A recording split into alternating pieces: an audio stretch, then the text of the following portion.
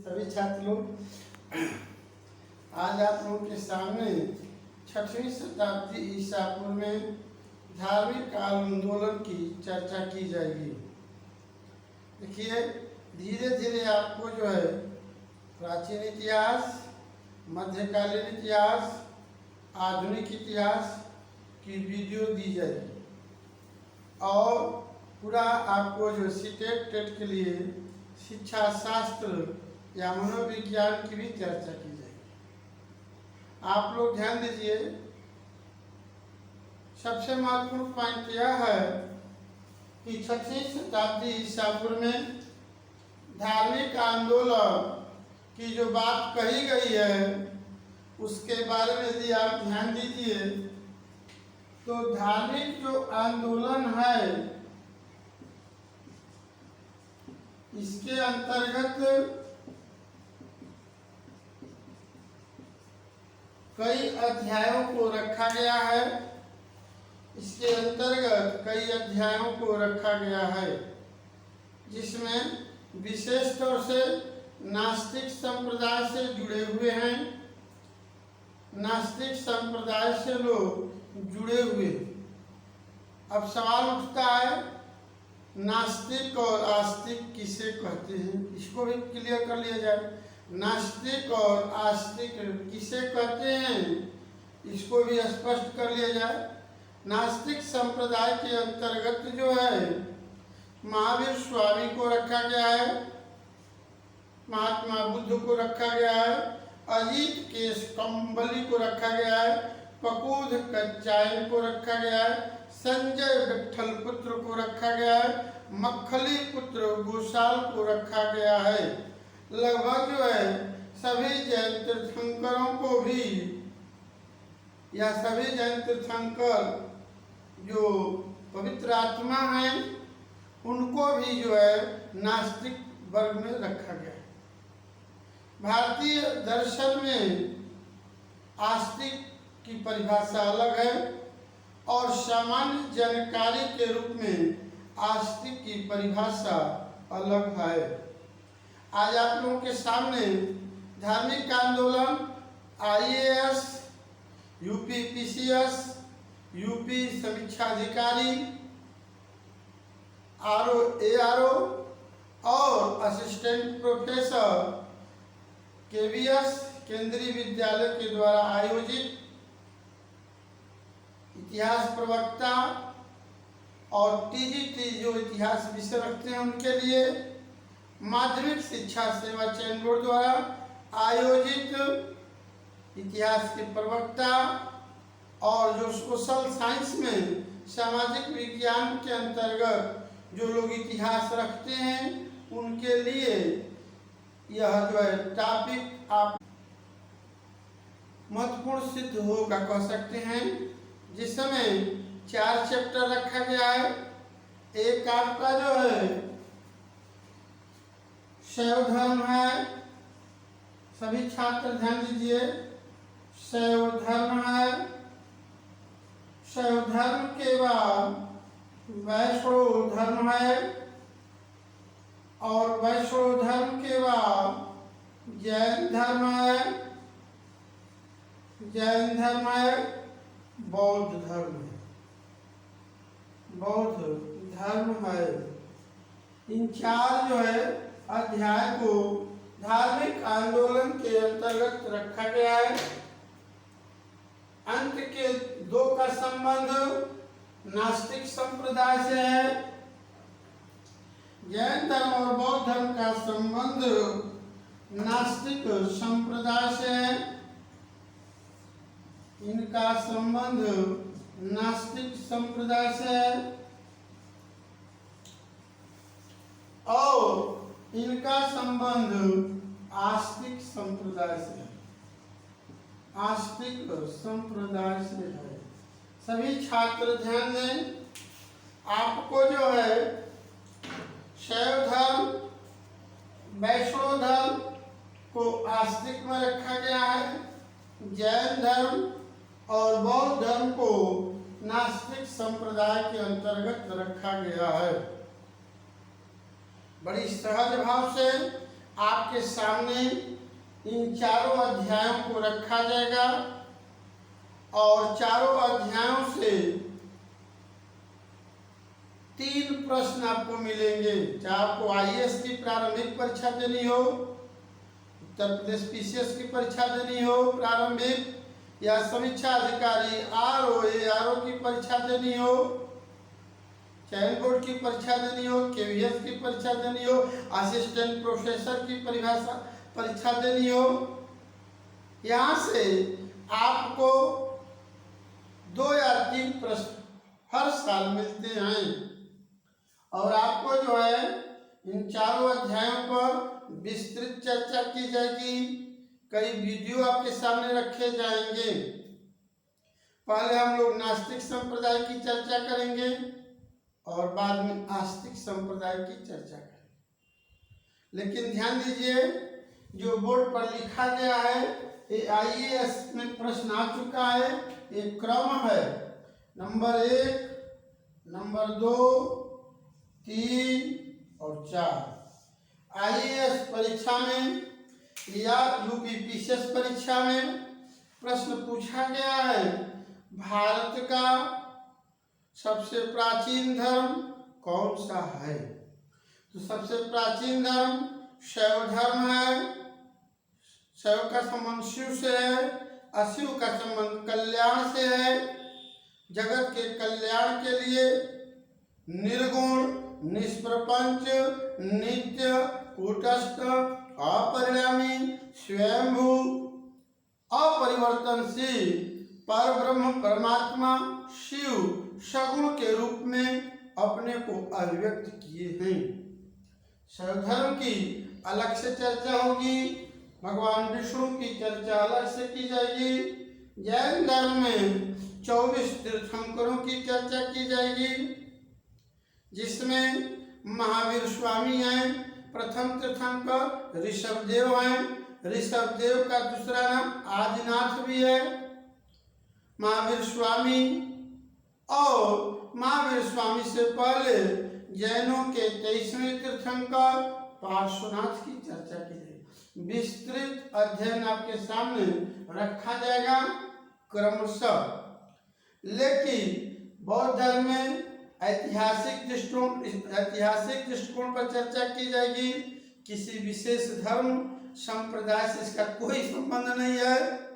पहले से ध्यान दीजिए, ये जो विषय पढ़ाए जाएंगे आपको ऐतिहासिक विषय रहेगा, न धर्म से रहेगा न संप्रदाय से रहेगा। यह जो है परीक्षा उपयोगी पैटर्न पर आधारित प्रश्न रहेंगे और उसी तरह की आपको शिक्षा दी जाएगी। अब आपके सामने 2 पॉइंट है, एक आस्तिक और एक नास्तिक। ध्यान दीजिए, इसके 3 आधार हैं। एक ध्यान दीजिए, एक लोग ईश्वर को मानते हैं, एक ईश्वर को मानते हैं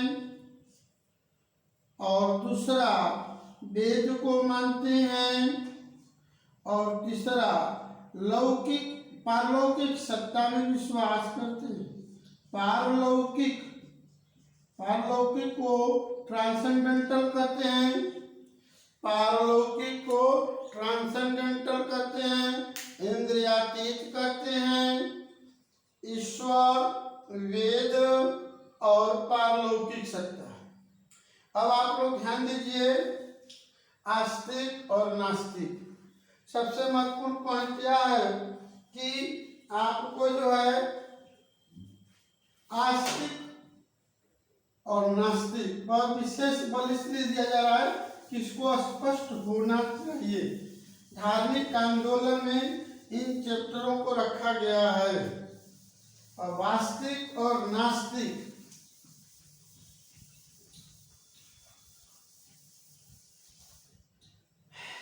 जैसे देखें आपका जो है भारतीय दर्शन में खड दर्शन को आस्तिक माना गया है।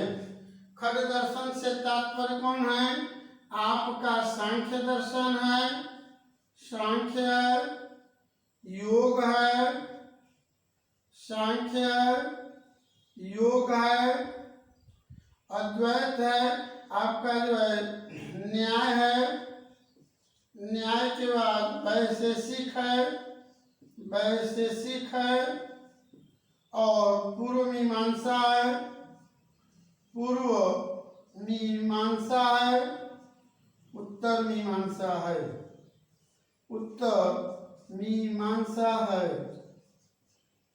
ध्यान दीजिए, न्याय दर्शन, वैशेषिक दर्शन, सांख्य दर्शन, योग दर्शन, पूर्व मीमांसा, उत्तर मीमांसा, इन जो है 6 अध्यायों को खड दर्शन के नाम से जाना जाता है। सांख्य दर्शन, योग, वैशेषिक, पूर्व मीमांसा, उत्तर मीमांसा आस्तिक धर्म के हैं। इनको आस्तिक वर्ग में रखा गया है। आस्तिक किसे कहते हैं? सामान्य जानकारी के रूप में कि जो ईश्वर में विश्वास करता है उसको आस्तिक कहते हैं। भारतीय दर्शन, इंडियन फिलॉसफी के अनुसार यह मत गलत है। भारतीय दर्शन के अनुसार जो ईश्वर में विश्वास करता है उसको आस्तिक नास्तिक में नहीं रखा गया, यानी ईश्वर को मापदंड का आधार नहीं बनाया गया। मापदंड का आधार वेद बनाया गया है। जो वेद की सत्ता में, वेद की वाणी में, वेद की जो वाणी में जो विश्वास करता है उसको आस्तिक कहते हैं, उसको आस्तिक कहते हैं। अब आपके सामने ध्यान दीजिए, सांख्य दर्शन के पिता महर्षि कपिल हैं। सांख्य दर्शन के पिता महर्षि कपिल हैं, ईश्वर को नहीं मानते हैं। सांख्य दर्शन के पिता महर्षि कपिल ईश्वर को नहीं मानते, लेकिन वेद में विश्वास करते हैं। वेद नित्य अपौरुषेय है, परमात्मा की वाणी है, और महर्षि कपिल वेद को स्वीकार करते हैं, इसीलिए इनको आस्तिक वर्ग में रखा गया है। अब ईश्वर का आधार यहाँ नहीं है। योग दर्शन के पिता महर्षि पतंजलि हैं, महर्षि पतंजलि हैं। न्याय दर्शन के पिता जो है गौतम ऋषि हैं, गौतम ऋषि हैं, वेद को मानते हैं। महर्षि पतंजलि की चर्चित रचना आपका महाभाष्य है। वेद की सत्ता को, वेद की प्रामाणिकता को मानते हैं। वैशेषिक दर्शन के पिता महर्षि कणाद हैं। वैशेषिक दर्शन के पिता महर्षि कणाद हैं, जो वेद की सत्ता को मानते हैं। पूर्व मीमांसा के पिता जैमिनी ऋषि हैं, जैमिनी ऋषि हैं, वेद की सत्ता को मानते हैं। उत्तर मीमांसा में कई ग्रुप बन जाता है। इसमें एक आपका अद्वैतवाद बनता है, इसमें आपका एक अद्वैतवाद बनता है। अद्वैतवाद के बाद विशिष्टाद्वैत बनता है। विशिष्टाद्वैत के बाद द्वैताद्वैत बनता है। उसके बाद शुद्धाद्वैत बनता है, शुद्धाद्वैत बनता है, और भेदात्मक बनता है, भेदात्मक बनता है।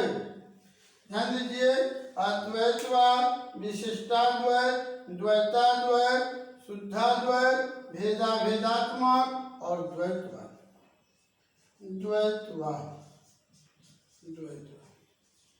अब अद्वैतवाद के पिता शंकराचार्य हैं, पिता शंकराचार्य हैं, और विशिष्टाद्वैत के रामानुजाचार्य हैं, रामानुजाचार्य हैं। द्वैताद्वैत के निम्बार्काचार्य हैं, निम्बार्काचार्य हैं, और शुद्धाद्वैत के आपका वल्लभाचार्य हैं, वल्लभाचार्य हैं, और भेदात्मक के चैतन्य महाप्रभु हैं, चैतन्य महाप्रभु हैं। द्वैतवाद के मध्वाचार्य हैं, मध्वाचार्य हैं। सभी छात्र ध्यान दीजिए, ये लोग या कह सकते हैं महर्षि कपिल, महर्षि पतंजलि, महर्षि गौतम, महर्षि कणाद, महर्षि जैमिनी ऋषि, जगद्गुरु शंकराचार्य, रामानुजाचार्य, निम्बारकाचार्य, वल्लभाचार्य, चैतन्य महाप्रभु, मध्वाचार्य, ये सभी संत लोग क्या हैं? आस्तिक हैं। यह जो है दार्शनिक, सभी विचारक दार्शनिक भी हैं, संत भी हैं और परमात्मा के करीब भी हैं। ये लोग आस्तिक धर्म से संबंधित हैं, आस्तिक संप्रदाय से जुड़े हुए हैं, क्योंकि इनका जो है संबंध किससे है? वेद की प्रामाणिकता से, वेद की सत्ता में विश्वास करते हैं। अब ध्यान दीजिए, आपका जो है आस्तिक, इस आस्तिक की सीधा सीधा परिभाषा का बना, आस्तिक उसे कहते हैं जो वेद की सत्ता को, वेद की प्रामाणिकता को स्वीकार करता है, न कि ईश्वर। ध्यान दीजिए, भारतीय दर्शन के अनुसार स्पष्ट हो जाना चाहिए, आस्तिक उसे कहते हैं जो वेद की प्रामाणिकता को स्वीकार करता है। अब आप ध्यान दीजिए, आपका जो है बृहस्पति, या ऐसे कह सकते हैं चार्वाक दर्शन, चार्वाक दर्शन के पिता बृहस्पति, चार्वाक दर्शन के पिता बृहस्पति, जैन दर्शन के पिता महावीर स्वामी और बौद्ध दर्शन के पिता महात्मा बुद्ध, ये लोग नास्तिक संप्रदाय से जुड़े हुए हैं। ध्यान दीजिए, चार्वाक दर्शन के पिता बृहस्पति हैं। चारु का अर्थ होता है सुंदर, वाक का अर्थ होता है वाणी, जो सुंदर वाणी का प्रयोग करता है उसको चार्वाक कहते हैं। चार्वाक का संबंध भौतिक सुख से है, सुख सुविधा से है, वो दुख की बात नहीं करता है, केवल सुख की बात करता है, जीवन को उपयोगिता के दृष्टिकोण से देखता है। आगे चल करके कह सकते हैं कि राजनीतिक विचारक बेंथम इनसे प्रभावित है, क्योंकि बेंथम का सिद्धांत क्या? अधिकतम व्यक्तियों को अधिकतम सुख की प्राप्ति हो, बहुजन हिताय बहुजन सुखाय। जैन दर्शन के पिता महावीर स्वामी हैं और बौद्ध दर्शन के पिता महात्मा बुद्ध। इन तीनों लोगों को, इन तीनों महापुरुषों को, पवित्र आत्माओं को नास्तिक संप्रदाय में इसलिए रखा गया है क्योंकि वेद की प्रामाणिकता को, वेद की सत्य निष्ठा को स्वीकार नहीं करते। जबकि वेद क्या है? देववाणी है, वेद नित्य है, अपौरुषेय है, किसी के द्वारा लिखी नहीं गई। अब ध्यान दीजिए, लेकिन एक अंतर और स्पष्ट हो जाना चाहिए। महावीर स्वामी या ऋषभदेव हों या अरिष्टनेमी हों या पार्श्वनाथ हों या मल्लीनाथ हों या महावीर स्वामी, ये सभी लोग पुनर्जन्म की सत्ता को, पारलौकिक सत्ता को विश्वास करते हैं या पारलौकिक सत्ता में विश्वास करते हैं। महात्मा बुद्ध भी पुनर्जन्म की अवधारणा को स्वीकार करते हैं, लेकिन आत्मा की सत्ता को स्वीकार नहीं करते। आईएएस का प्रश्न बनता है प्रारंभिक परीक्षा में, किसका सिद्धांत अनात्मवाद है? तो अनात्मवाद किसका है? भगवान बुद्ध का है। सब स्पष्ट किया जाएगा धीरे धीरे क्रमशः। ध्यान दीजिए, तो महावीर स्वामी और महात्मा बुद्ध पारलौकिक सत्ता में विश्वास करते हैं। तो पारलौकिक सत्ता के दृष्टिकोण से महावीर स्वामी और महात्मा बुद्ध को आस्तिक कहा गया है। लेकिन चार्वाक दर्शन के पिता बृहस्पति न ईश्वर को मानते हैं, न वेद को मानते हैं, न पारलौकिक सत्ता में विश्वास करते हैं। इसीलिए चार्वाक दर्शन के पिता बृहस्पति को नास्तिक शिरोमणि की उपाधि दी गई। भारतीय दर्शन में एक बार फिर सुन लीजिए, भारतीय दर्शन में 6 ऐसे स्कूल हैं, स्कूल से तात्पर्य संप्रदाय से है, जिनका संबंध जो है आस्तिकता से है। सांख्य दर्शन के पिता महर्षि कपिल आस्तिक संप्रदाय से हैं, आस्तिक विचारधारा के हैं, वेद की सत्ता को मानते हैं। योग दर्शन के पिता महर्षि पतंजलि हैं, वेद की प्रामाणिकता को स्वीकार करते हैं।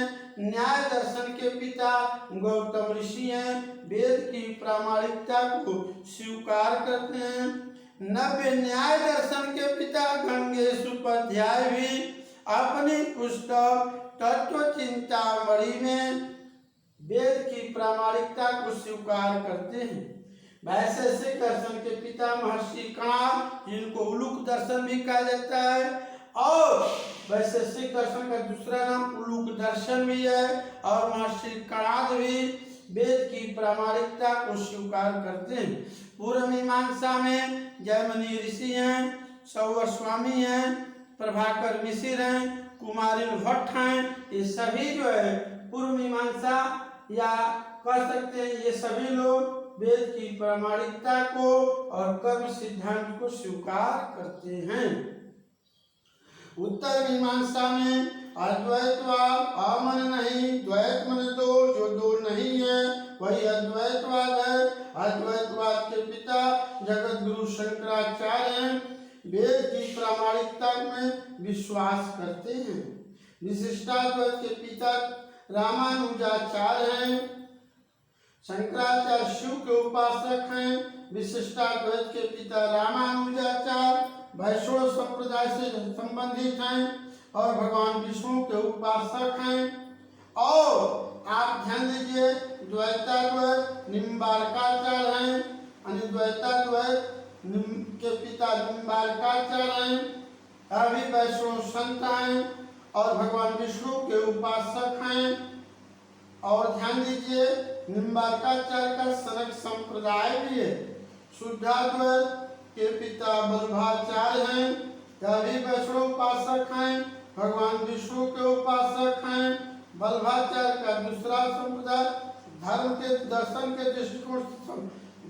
दृष्टिकोण से पुष्टि मार्ग है। भेदात्मक के पिता चैतन्य महाप्रभु हैं, जिनको बंगाल में गौरंग महाप्रभु के नाम से जाना जाता है। आप ध्यान दीजिए, द्वैतवाद के पिता मध्वाचार्य हैं और मध्वाचार्य का धार्मिक मत ब्रह्म संप्रदाय है और मध्वाचार्य का दूसरा नाम आनंद तीर्थ है। यह सभी लोग वैष्णव। आप ध्यान दीजिए, शंकराचार्य को छोड़ करके रामानुजाचार्य, निम्बार्काचार्य, बल्लभाचार्य, चैतन्य महाप्रभु और मध्वाचार्य वैष्णव उपासक। अब ध्यान दीजिए, आपके सामने स्पष्ट फिगर हो गया, किसे आस्तिक करते हैं, किसे नास्तिक करते हैं, कौन जो है आस्तिक ग्रुप का है, कौन नास्तिक ग्रुप का है। 6वीं शताब्दी ईसा पूर्व में धार्मिक आंदोलन होता है, जिसमें आपको महावीर स्वामी के साथ साथ महात्मा बुद्ध को भी सर्वाधिक महत्व मिलता है। आप ध्यान दीजिए, इसके बाद अब आपके सामने जो है पहला अध्याय के रूप में आपको रखा जाएगा धार्मिक आंदोलन के अंतर्गत बौद्ध संप्रदाय या बौद्ध धर्म।